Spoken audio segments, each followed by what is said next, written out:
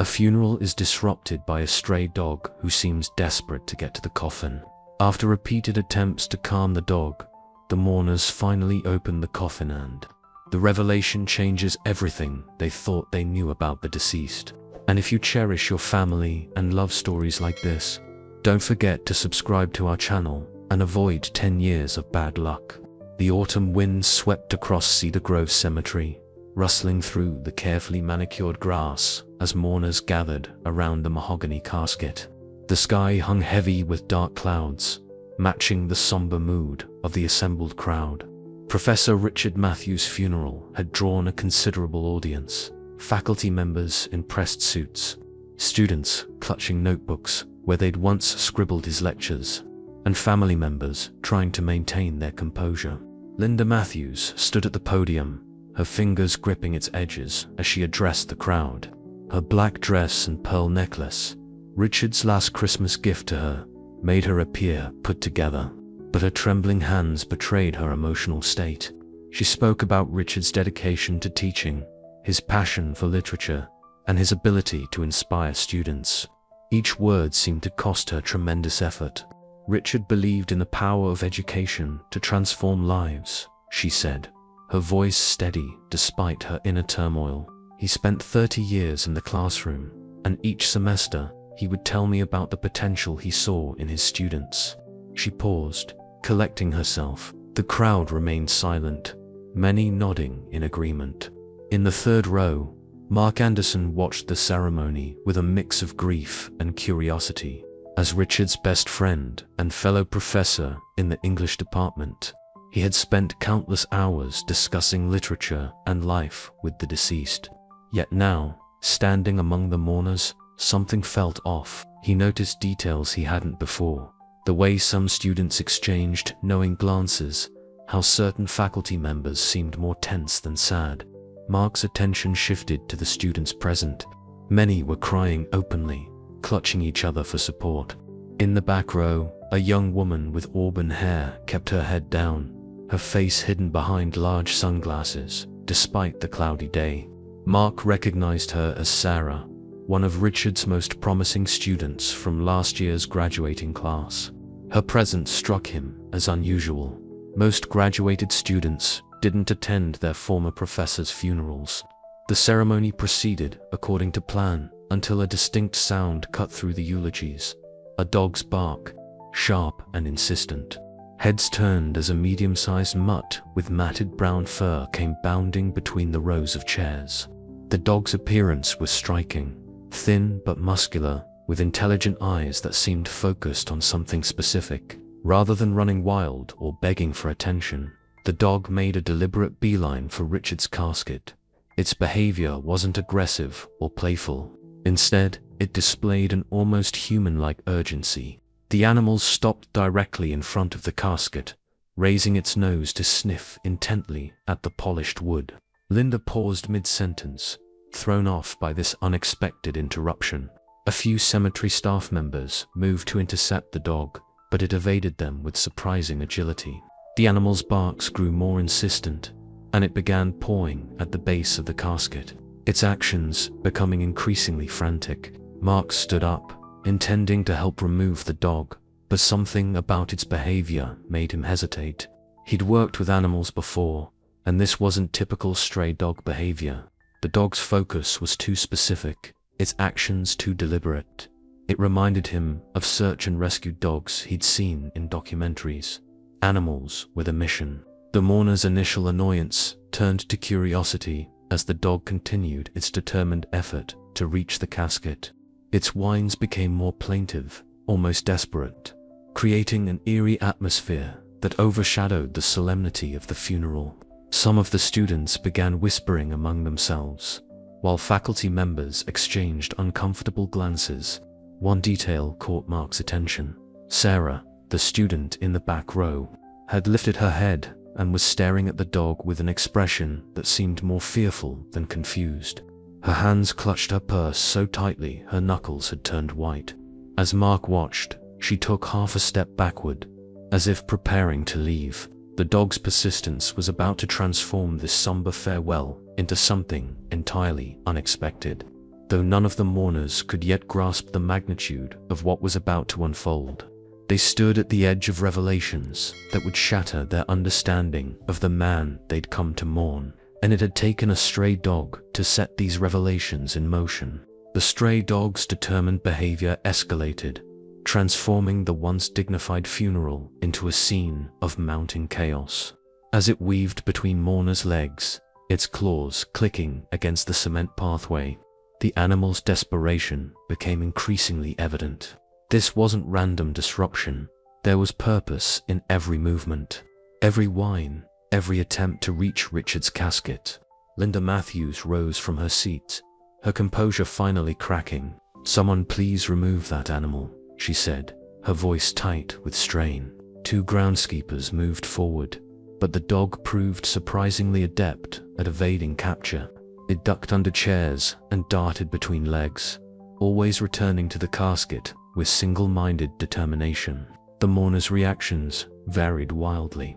Some elderly faculty members clutched their belongings closer, while younger students seemed almost relieved by the break-in ceremony. In the growing commotion, Sarah remained frozen in her spot, her sunglasses now removed to reveal red-rimmed eyes that tracked the dog's every movement. Mark Anderson observed the unfolding scene with growing unease. Throughout their 20-year friendship, Richard had never mentioned owning a dog, yet this animal behaved as if it knew something or someone. The dog's eyes held an almost human intelligence, and its actions seemed deliberate rather than random.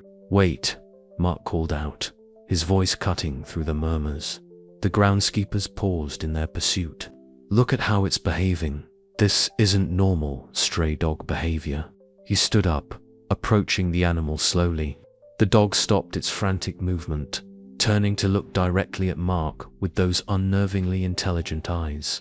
Linda stepped down from the podium, her heels sinking slightly into the damp grass. "Mark, what are you suggesting?"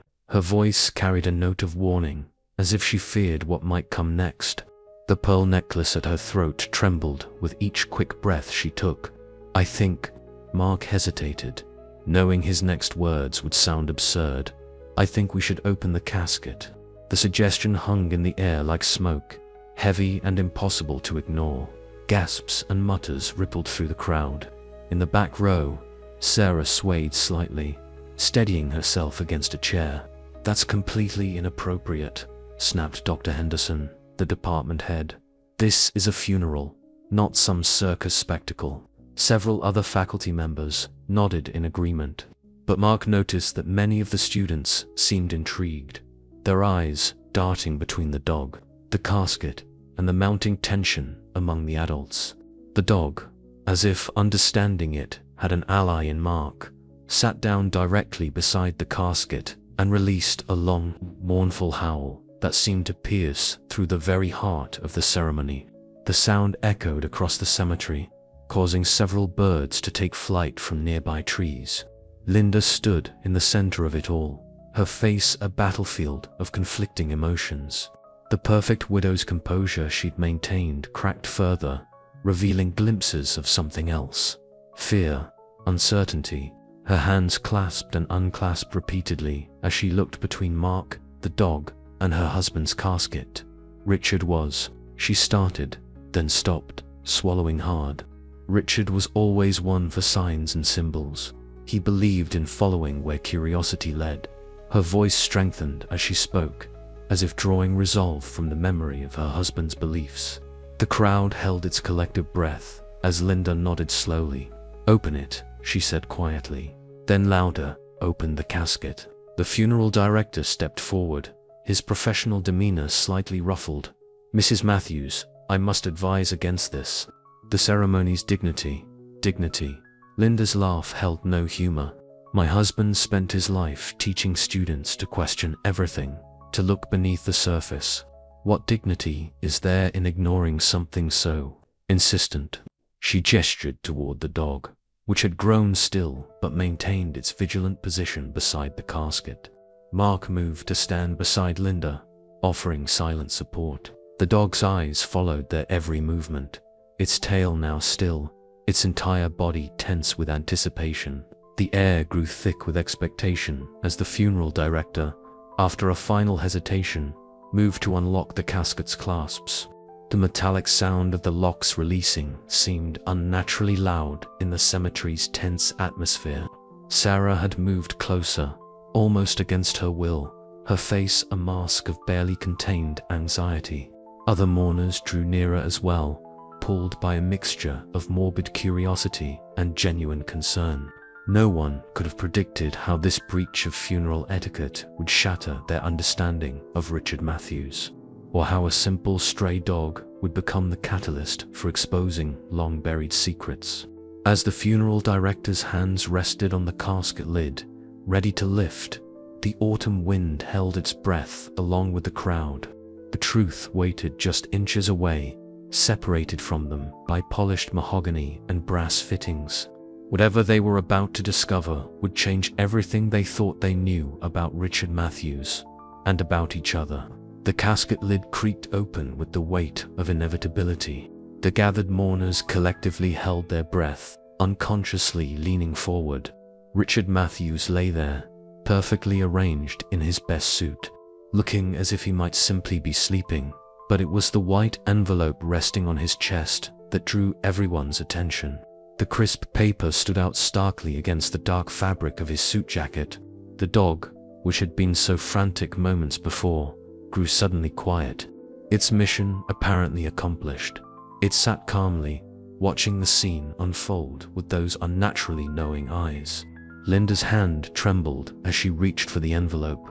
"It's addressed to those who seek the truth," she read aloud, her voice barely above a whisper. The formal handwriting was unmistakably Richard's, the same precise script that had marked student papers for decades. Mark stepped closer, noting how Sarah seemed to sway on her feet.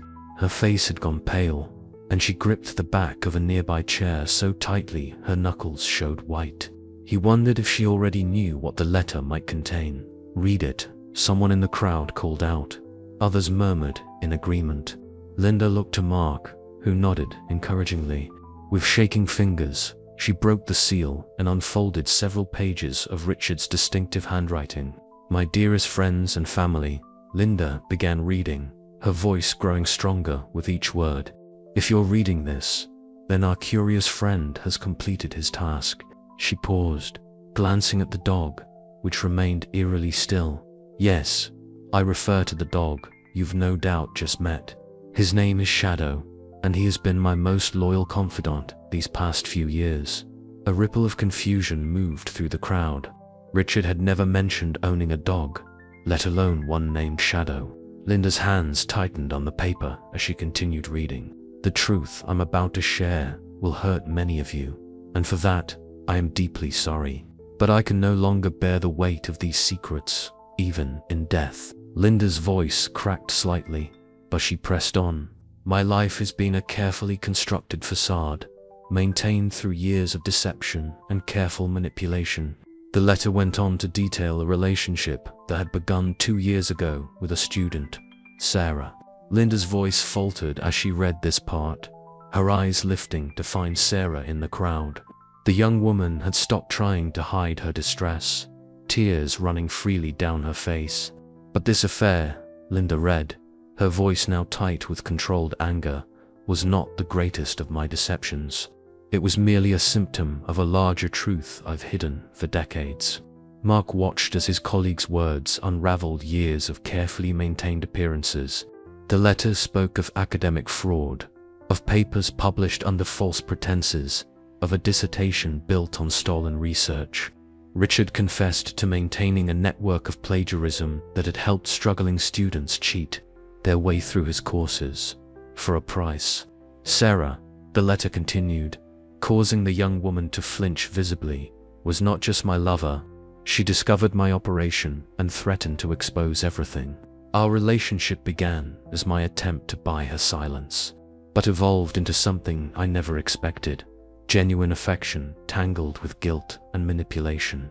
The crowd's reaction transformed from shocked silence to angry murmurs. Several of Richard's colleagues stepped away from the casket, as if physical distance could separate them from these revelations. Former students whispered among themselves, some looking guilty, others angry. But the true reason for this confession, Linda read, her voice now barely controlled, lies buried much deeper. 20 years ago, I made a choice that would haunt me forever.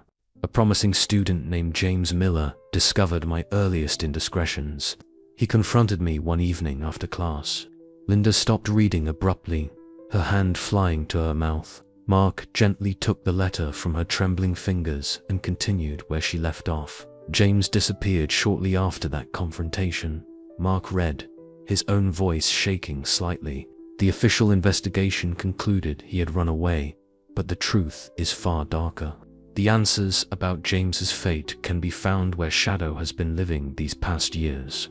In the abandoned groundskeeper's cottage behind the old library. The letter concluded with a final, devastating line. I die not from natural causes, as you've been told, but by my own hand, unable to bear the weight of these truths any longer. May this confession bring the closure that James's family has sought for so long. Shadow, the dog who had brought them to this moment, stood up and began walking purposefully toward the cemetery's exit. He stopped and looked back, clearly expecting them to follow. The funeral had transformed into something else entirely, no longer a ceremony of mourning, but the beginning of an investigation that would unravel countless lives. As the mourners stood in stunned silence, the autumn wind scattered fallen leaves across Richard's open casket, nature's own commentary on the chaos he had left behind. The letter dropped from Mark's hands, floating to the grass like a fallen leaf. The silence that followed felt suffocating, broken only by the distant sound of traffic beyond the cemetery walls. Linda stood perfectly still, her face a mask of conflicting emotions as she stared at Sarah, who had stopped trying to hide in the crowd. 23 years, Linda said, her voice barely above a whisper. 23 years of marriage, and I never knew who you really were. She wasn't speaking to Sarah anymore, but to the body in the casket, her hands clenched and unclenched at her sides, the wedding ring catching dim light through the clouds. Sarah took a hesitant step forward. Mrs. Matthews, she began, but Linda cut her off with a sharp gesture. Don't. Linda's voice cracked like a whip. Don't you dare try to explain. You were in my home. You sat at my dinner table when Richard invited his promising students over. You accepted the Christmas gift I gave you, a scarf I spent weeks knitting, because Richard said you were struggling with the cold winter commute to campus. The gathered mourners shifted uncomfortably, caught in the crossfire of raw emotion. Some began to step away, trying to create distance from the unfolding drama, but most remained rooted in place, unable to look away from the collision of lives derailing before them. I loved him too, Sarah said quietly, her words carrying clearly in the tense atmosphere. It wasn't just manipulation. What we had was real. Linda's laugh was harsh, almost hysterical. Real? Was it real when you threatened to expose him? Was it real when you used his guilt to maintain your relationship? She turned to the crowd, her composure crumbling. Did any of you know him? Did anyone here know my husband at all? Mark stepped forward, trying to mediate. Linda, perhaps we should. Don't you start, Mark, Linda snapped, rounding on him. You were his best friend. You had lunch with him every Wednesday for 15 years. Are you going to stand there and tell me you never suspected anything, never noticed any signs? Mark's silence was answer enough. He looked down, unable to meet her accusing gaze. Linda turned back to the casket, her voice dropping to a near whisper. I kept your house. I supported your career. I edited your papers. I believed in you. Each statement came out like a physical blow. I defended you to my family when you missed my father's funeral because of a conference. Was that a lie too? Were you with her? Sarah flinched but said nothing, tears streaming down her face. And James Miller, Linda's voice caught on the name. A student disappears. And you. She couldn't finish the thought. Her knees buckled, and Mark rushed forward to catch her before she fell. The dog's shadow whined softly, padding over to sit beside Linda. Despite everything, she found herself reaching out to touch its head, seeking comfort from the very creature that had exposed her world's foundations as lies. I used to pride myself on being observant, Linda continued, her voice hollow. I thought I could read people. I thought I knew what love looked like. She looked up at Sarah, her expression shifting from anger to something more complex. Did he love you? Really love you? Or were you just another person he manipulated?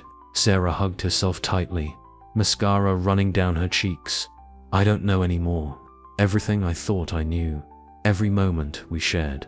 I can't tell what was real and what was just part of his game. The funeral director approached cautiously, clearly uncertain how to handle this unprecedented situation. Mrs. Matthews, would you like us to continue with the service? Linda looked at the casket, at the man she had loved and never truly known, and something hardened in her expression. Close it, she said firmly. Close it, but don't lower it. Not yet. She stood straighter, brushing off Mark's supporting hand. There's a cottage behind the old library we need to visit first. There's one more truth we need to uncover. She turned to the assembled crowd, her grief transforming into determination. Anyone who wants answers can join us. Anyone who'd rather preserve their memories of Richard as they were should leave now. Her gaze swept over the gathered faces, lingering on each person who had claimed to know her husband. Shadow stood, shaking himself as if preparing for the next phase of his mission. The dog looked at Linda expectantly, tail slightly wagging, as if approving her decision to seek the full truth. The clouds overhead began to break, sending paths of light across the cemetery. Linda Matthews stood in one such beam, her shadow stretching long behind her, as she prepared to uncover the final secrets of the man she had loved and lost, the man she had never really known at all. The group that assembled at the edge of the cemetery was smaller than the funeral crowd, but more determined. Linda led the way, following Shadow's confident trot toward the old library building. Mark walked beside her, while Sarah trailed behind, and a handful of faculty members and students followed at a respectful distance. Richard used to disappear for hours, Linda said suddenly, breaking the tense silence. He said he needed quiet time to grade papers or work on his research. I always pictured him in his office or the library. She laughed bitterly. Instead, he was in some abandoned cottage with his secrets. The old library stood like a Victorian ghost against the afternoon sky, its red brick facade darkened with age. Behind it, barely visible through overgrown hedges, sat the groundskeeper's cottage. It was a small, stone building that had been abandoned years ago, when budget cuts forced the university to reduce maintenance staff. I remember this place, Mark said, his voice heavy with realization. Richard always volunteered to lock up the library on late nights. He said he enjoyed the quiet walk home. He shook his head. He wasn't walking home at all. Shadow reached the cottage first, scratching at the wooden door. Years of neglect had left the building in disrepair, with ivy climbing its walls and windows clouded with grime. The door, however, showed signs of recent use. Its handle was clean, and the path leading to it had been kept clear of weeds. Linda reached for the door handle, then hesitated. In all our years together, she said, I never once followed him. I trusted him completely. Her hand trembled slightly. What kind of wife doesn't question, doesn't wonder? The kind who loves unconditionally, Mark said gently. Don't blame yourself for believing in him. Sarah stepped forward, her voice quiet but steady. He was brilliant at making people see what they wanted to see. That's what drew me to him initially. Not romance, but his ability to understand people so completely. It wasn't until later that I realized he used that understanding to manipulate everyone around him. Linda turned a handle. The door opened with surprising ease, revealing a dark interior. Shadow slipped past their legs and disappeared inside. The cottage's single room was illuminated by weak light filtering through dusty windows. What they found inside made them freeze in the doorway. The walls were covered with papers, photos, and sticky notes connected by red string, like something from a detective movie. A desk held stacks of papers and a laptop that looked recently used. Oh my God, Linda whispered, stepping inside. The papers on the walls told a story, a decades-long chronicle of Richard's deceptions. There were lists of students who had paid for grades, copies of plagiarized papers, and detailed notes about various faculty members' secrets and weaknesses. Mark moved to the desk, examining the papers there. "These are records of payments," he said, his voice tight. He was blackmailing people, not just students, but faculty members too. Anyone who discovered parts of his operation. Sarah walked to one wall where her own photo was pinned, connected by red string to various documents. "He documented everything about me, my financial struggles, my family problems, even my class schedule. He planned every accidental meeting we had." Linda stood in the center of the room, turning slowly to take it all in. "It's like a spider's web," she said.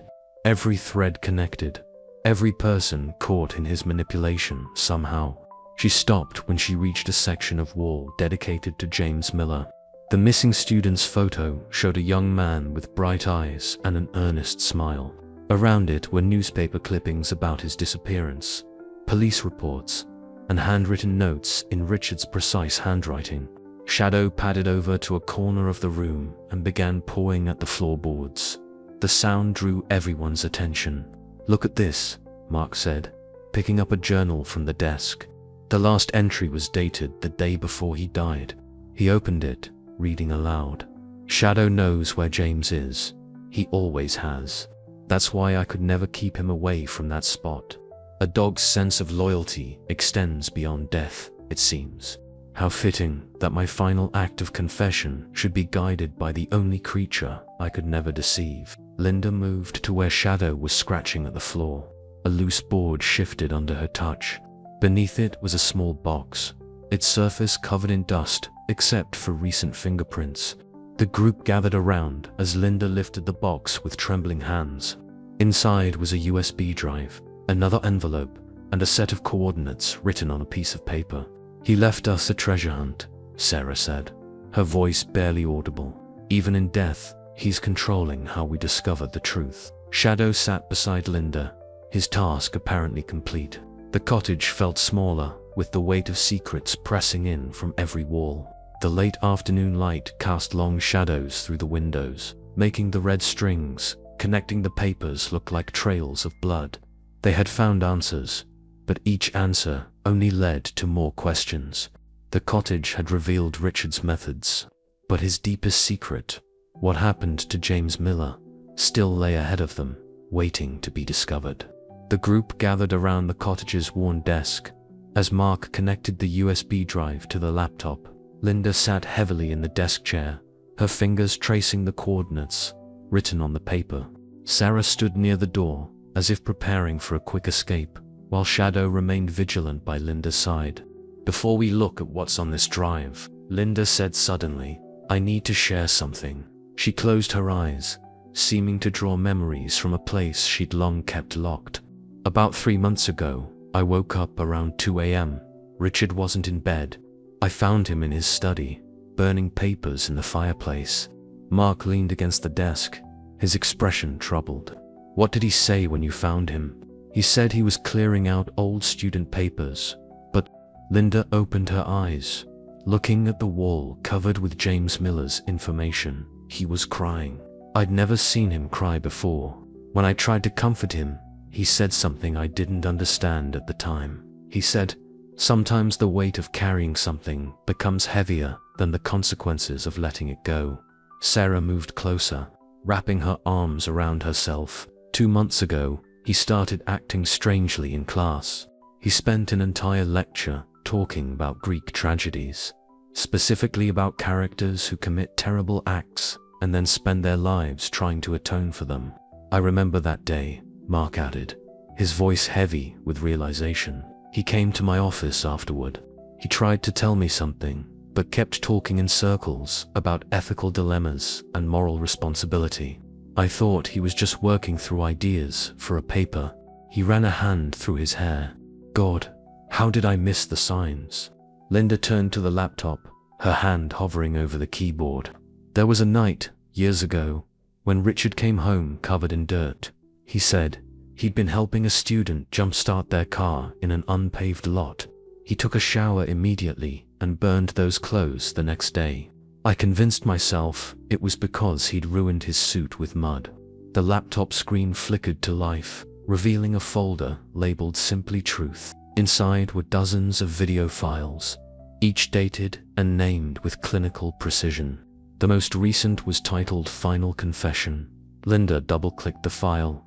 Richard's face filled the screen, recorded just days before his death. He looked exhausted, his usual professional demeanor stripped away. If you're watching this, the recording began. Then Shadow has done what I trained him to do. Good boy. The dog's ears perked up at his master's voice. What I'm about to share will destroy the legacy I've built, but it's time for the truth to come out. The video continued as Richard detailed years of academic fraud, manipulation, and blackmail, but his voice changed when he reached the part about James Miller. James was brilliant, too brilliant. He noticed discrepancies in my research that no one else had caught. He threatened to expose everything, but he was willing to talk it through first. We agreed to meet at the cottage late one night. Richard's recorded image seemed to age as he spoke. I never intended. Things got out of hand. He fell, hit his head on the corner of the desk. I panicked. Linda's hand flew to her mouth, stifling a sob. Mark placed a steadying hand on her shoulder, while Sarah sank to the floor, her back against the wall. I buried him, Richard continued, his voice hollow. Behind the cottage, under the old oak tree, marked the spot with a small rock that I carved his initials into. For years, I told myself it was an accident, that I wasn't really responsible. I donated money to his family anonymously. I established a scholarship in his name, but nothing could silence my conscience. Shadow whined softly and moved to the cottage door, scratching at it insistently. The coordinates I've left will lead you to official documentation I've hidden, proof of everything I've done, including a detailed confession about James. His family deserves to know the truth. And Linda, Richard's voice broke. Linda, I'm sorry. Every moment of joy we shared was real, but I didn't deserve any of it. I've lived 2 decades carrying this weight. Now it's time to set it down. The video ended, leaving the cottage in heavy silence. Through the dusty windows, the sun had begun to set, casting long shadows across the floor. Shadow continued, scratching at the door, more urgently now. He was living a double life right in front of me, Linda whispered. Every dinner, every vacation, every moment we shared. He was carrying this burden, playing this role. Mark studied the coordinates on the paper. These point to a location in the state park, about an hour from here. Whatever proof he's hidden, he wanted it far from the university. Sarah stood up shakily. What do we do now? Go to the police. Linda rose from the chair with newfound determination. First, we follow Shadow. That dog knows where James is, and after 20 years, he deserves to be found. Then we'll use these coordinates to get the proof needed to set everything right. She looked at the others. I spent 23 years living Richard's lies. I won't spend another minute hiding his truth. Shadow barked once, as if in agreement, and the sound echoed through the cottage like a command. The sun's last rays illuminated the web of red strings on the walls, a physical manifestation of the tangled lies they were finally beginning to unravel. The setting sun cast long shadows across the university grounds as Shadow led the group behind the cottage. The dog moved with purpose, stopping occasionally to ensure his human companions were following. Gone was the frantic energy from the funeral.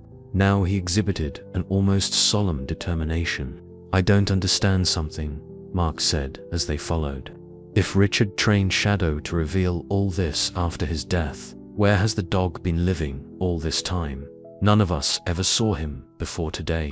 Linda watched Shadow's confident movement ahead of them. The groundskeeper's cottage, she realized. All those times Richard said he was working late, he was probably caring for Shadow here, training him. Sarah, walking slightly behind them, spoke softly. During our relationship, he would sometimes smell like dog fur. When I asked, he said he pet the strays near campus. I believed him because it seemed such a small thing to lie about.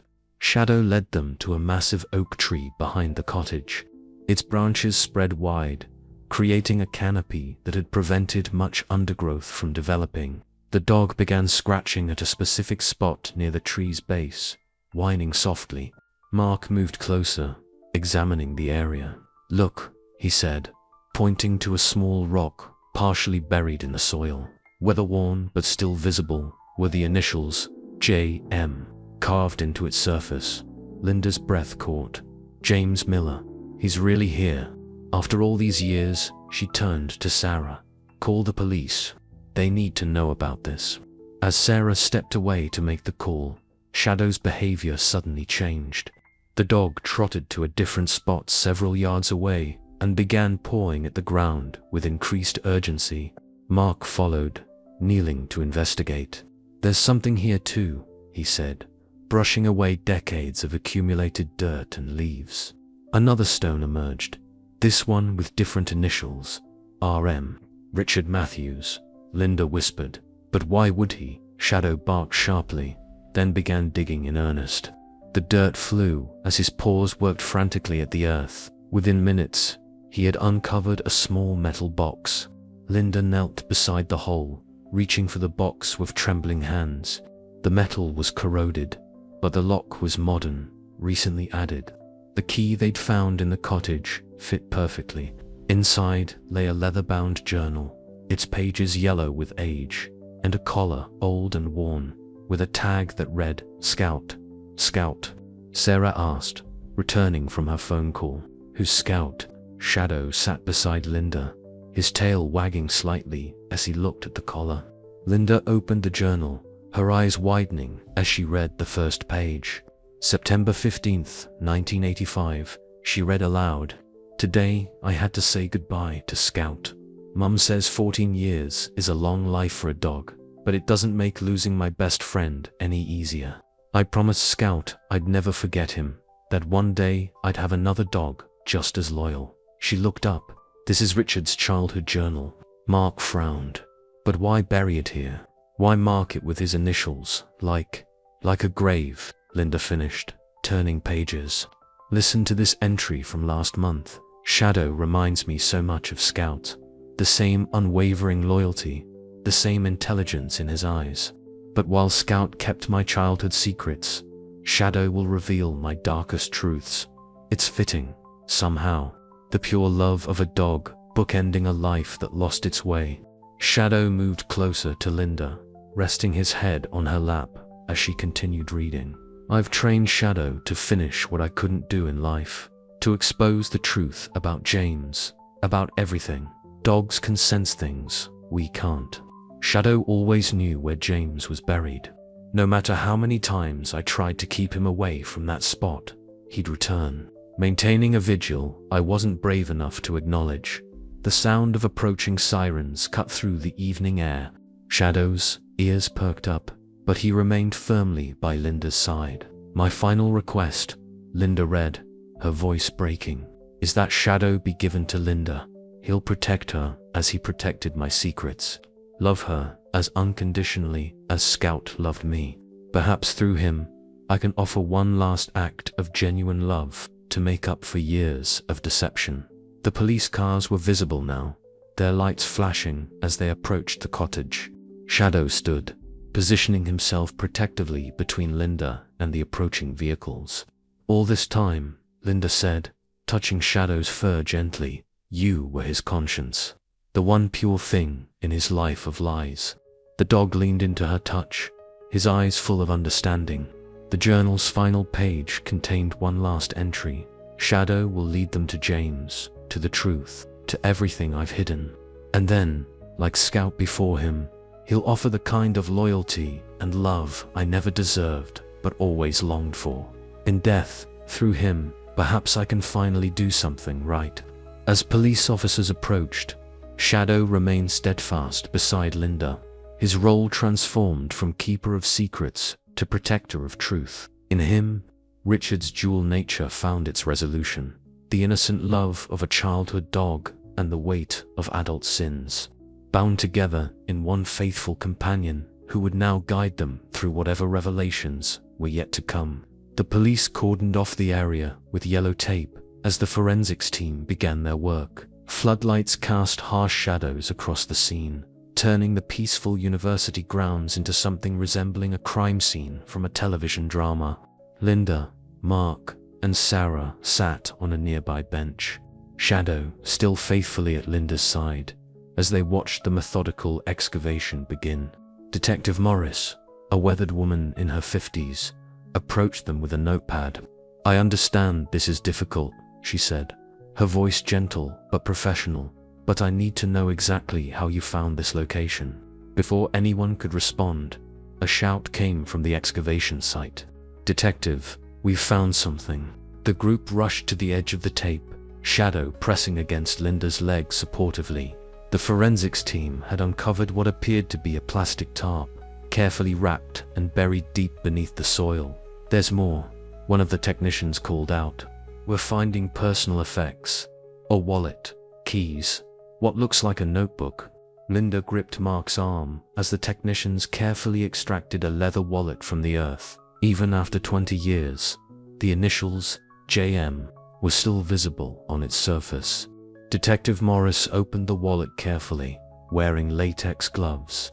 "James Miller's student ID," she confirmed, holding up a plastic card with the photos they'd seen in Richard's cottage. "And something else." She pulled out a folded piece of paper, yellowed with age. Sarah stepped closer, her professional training as an English graduate student showing through her emotional exhaustion. "That's the university's watermarked paper," she noted.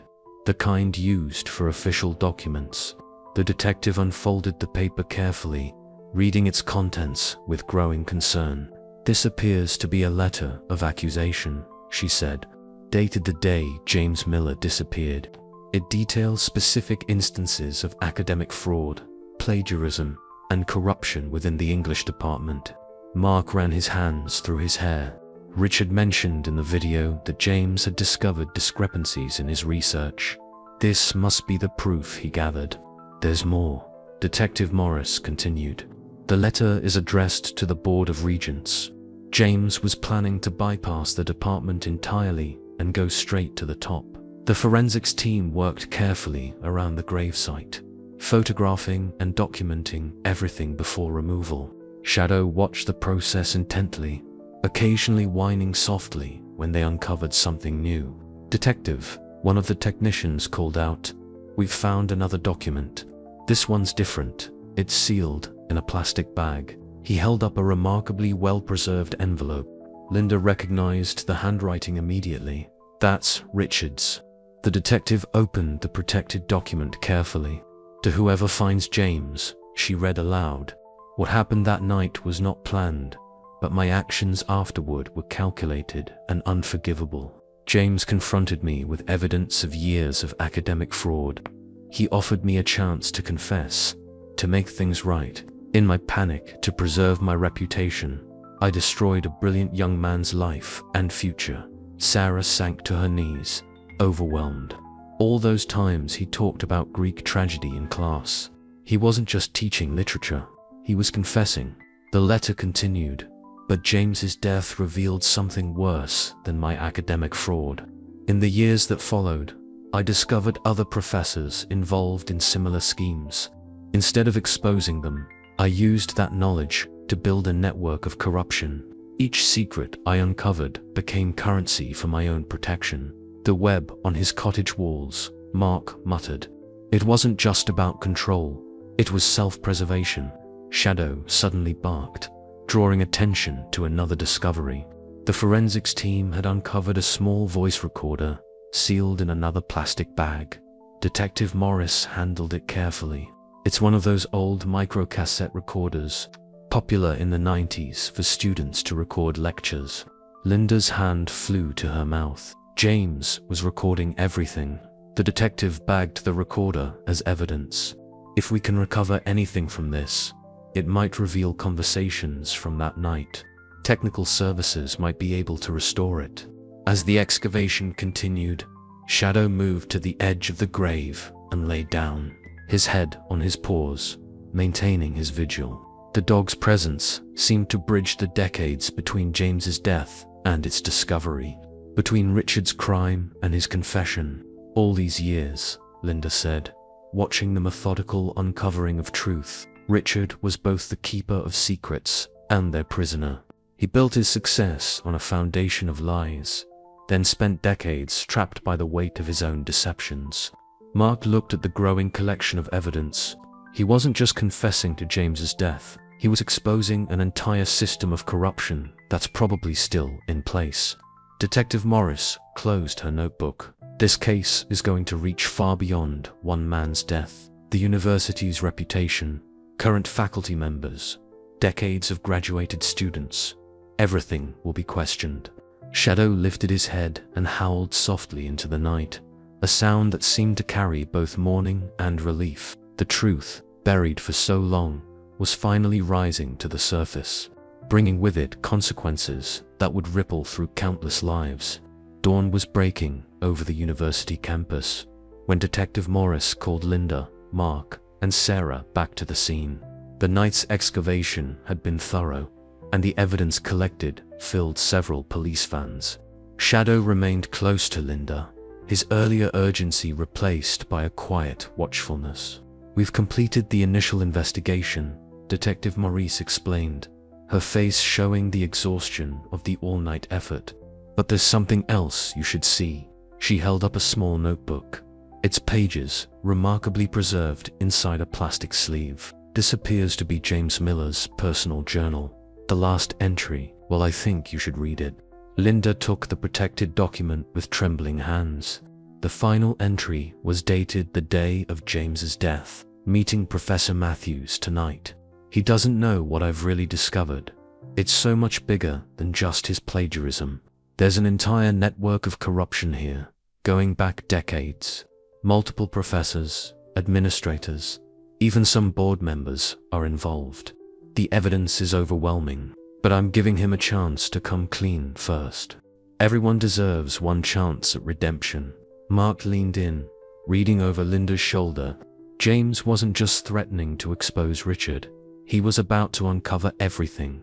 Sarah, who had been quiet for hours, suddenly spoke up. "That's why Richard's confession couldn't just be about James. The whole system would have collapsed if the truth came out back then. He wasn't just covering up a death, he was protecting an institution." Detective Maurice nodded grimly. "We've already identified at least 12 current faculty members implicated in various forms of academic fraud based on the documents in Richard's cottage. This goes far beyond one department." Linda continued reading. "If anything happens to me, everything I've discovered is documented in a sealed package. I left with my sister Janet. I told her to open it if I disappeared. I wonder why she never did." "We found Janet Miller," Detective Morris interjected. "She died in a car accident 3 days after James disappeared. The package was never found." Shadow suddenly lifted his head, ears perking up. He trotted purposefully toward the cottage, stopping at the door and scratching insistently. "Again?" Mark asked, but Linda was already moving to follow the dog. Inside the cottage, Shadow went straight to a section of wall they hadn't examined closely before, a part hidden behind a filing cabinet. Mark and a police officer helped move the cabinet, revealing more of Richard's meticulous documentation. "Look at these dates," Sarah said, examining the papers. "These go back to the 1970s. Richard wasn't just documenting his own activities, he was archiving the history of corruption in the entire university." Linda's attention was drawn to a sealed envelope pinned to the center of this hidden section. It was addressed to Janet Miller. "It never reached her," Linda whispered, carefully opening the yellowed envelope. Inside was a letter in Richard's handwriting, dated just days after James's death. "Janet, I know what happened wasn't an accident. The same people James was investigating arranged it. I was too much of a coward to stop them then, too afraid of losing everything I'd built on lies. Your brother was a better person than any of us. He deserved justice, and I failed him. I've spent 20 years gathering evidence of everything he discovered and more. When the truth finally comes out, it will be his legacy, not mine." Detective Morris took the letter carefully. "This changes everything. We're not just looking at an accidental death and cover-up anymore. We're looking at multiple conspiracies, possibly multiple murders." Sarah sank into the desk chair. All those times Richard talked about Greek tragedy in class, about how one sin leads to another, about the weight of knowledge and the price of silence. He was teaching his own story, but why now? Mark asked. Why arrange all this to come out after his death? Linda looked at Shadow, who sat calmly in the center of the room, his mission nearly complete. "Because he was a coward to the end," she said, her voice both sad and angry. "He couldn't face the consequences of telling the truth while he was alive. He couldn't watch the institution he helped corrupt crumble around him. So he orchestrated this elaborate revelation from beyond the grave, using a dog's loyalty to ensure the truth would finally come out." Detective Morris was already on her phone, calling for additional resources. "This investigation is going to shake the entire university system. We'll need task forces, forensic accountants, academic review boards." Shadow padded over to Linda, pressing against her leg as he had done all night. In his deep brown eyes, she saw something that finally made sense. Not just loyalty to Richard, but a determination to right a wrong that had poisoned countless lives. Richard's last act wasn't just confession, Linda realized. It was an attempt at redemption, not for himself, but for James. For everyone who was silenced by this system of corruption.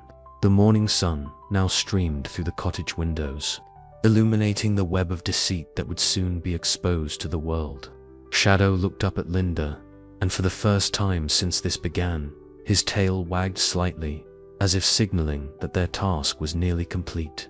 But there was still one more revelation to come, one final truth that would change everything they thought they knew about both Richard and James. As morning lights filled the cottage, Shadow suddenly became restless again. The dog moved to the far corner of the room, pawing at a particular floorboard with renewed urgency. After everything they'd discovered, no one questioned the dog's instincts anymore. Mark and a police officer carefully pried up the board, revealing a small metal box different from the others they'd found. This one was newer, its surface unmarked by time. Inside lay a single USB drive and a collar, not old like Scout's, but relatively new, with a QR code on its tag. Detective Morris scanned the code with her phone. "It links to a video file," she said, her eyebrows rising. "Uploaded just days ago." They gathered around as she played the video on her phone. Richard's face appeared one final time, but this recording was different from the others. He looked peaceful, almost relieved. "If you're watching this, then everything else has been revealed," he began. "But there's one last truth, the most important one. Shadow isn't just any dog, and his role wasn't simply to expose my sins." Richard smiled sadly. "Shadow was James Miller's dog," Linda gasped. Sarah grabbed the desk for support, while Mark muttered a quiet, "My God." "The night James confronted me," Richard continued, "he had Shadow with him, just a puppy then. When James, after the accident, I couldn't bring myself to hurt the dog. Instead, I kept him here, in this cottage. At first, it was guilt. Then I realized Shadow could be the key to eventually exposing everything. I spent 20 years training him, preparing him for this moment." Shadow sat in the center of the room, his intelligent eyes moving from person to person as they absorbed this revelation. "But here's what I never told anyone," Richard's recording continued. "James didn't just have evidence of academic fraud. He had proof that several board members were embezzling university funds, that certain professors were selling advanced copies of medical entrance exams, that administrators were accepting bribes for admissions. He even uncovered evidence suggesting his sister's later accident wasn't random at all." Detective Maurice was already on her radio, calling for additional support. "I didn't push James that night," Richard's confession continued, tears now visible in his eyes. "When he fell, It wasn't because of me. There was someone else in the cottage. Dean Roberts, who'd followed James there. He's the one who pushed James. I was too shocked, too afraid to stop what happened next. The Dean made me help bury James, threatened to expose my smaller frauds if I talked. That's when I realized the true depth of corruption I was now party to. Linda looked at Shadow with new understanding. You weren't just Richard's tool for redemption. You were a witness to everything. Shadow stayed by James's grave all these years. Richard explained in the video, not because I trained him to, but because that's where his true master lay. I merely gave him the means to finally expose the truth. The coordinates I left don't just lead to more evidence. They lead to proof of Dean Roberts' involvement, and the names of everyone who helped cover up not only James's death, but decades of corruption. Sarah wiped tears from her eyes. That's why he started the relationship with me. I was researching institutional corruption in universities for my thesis. He was guiding my research, helping me build a framework for when all this came out. My death wasn't suicide. Richard's final revelation came. By the time you see this, Dean Roberts will have already arranged my convenient heart attack. He discovered I was preparing to expose everything, but he doesn't know about Shadow. He doesn't know about all the evidence I've hidden. Let my death be the last one he arranges. The video ended with Richard looking directly into the camera. Shadow will protect you now, Linda, as he protected James's truth all these years. Let him lead you to the final evidence. Let him finish what James started, and I was too cowardly to complete in life. Detective Morris was already coordinating with her superiors, organizing teams to secure Dean Roberts' office and home. But Shadow wasn't done. The dog padded to Linda, gently tugging at her sleeve, then moving to the cottage door. He wants us to follow him one last time, Linda said softly. The coordinates, Mark remembered, pulling out the paper they'd found earlier. As they prepared to follow Shadow one final time, Linda looked around the cottage, at the web of red strings that now seemed less like a madman's obsession and more like a map of justice, delayed but not denied. Shadow waited patiently by the door, his mission not quite complete. In the distance, police sirens wailed as more units converged on the university. The morning sun cast long shadows through the cottage windows.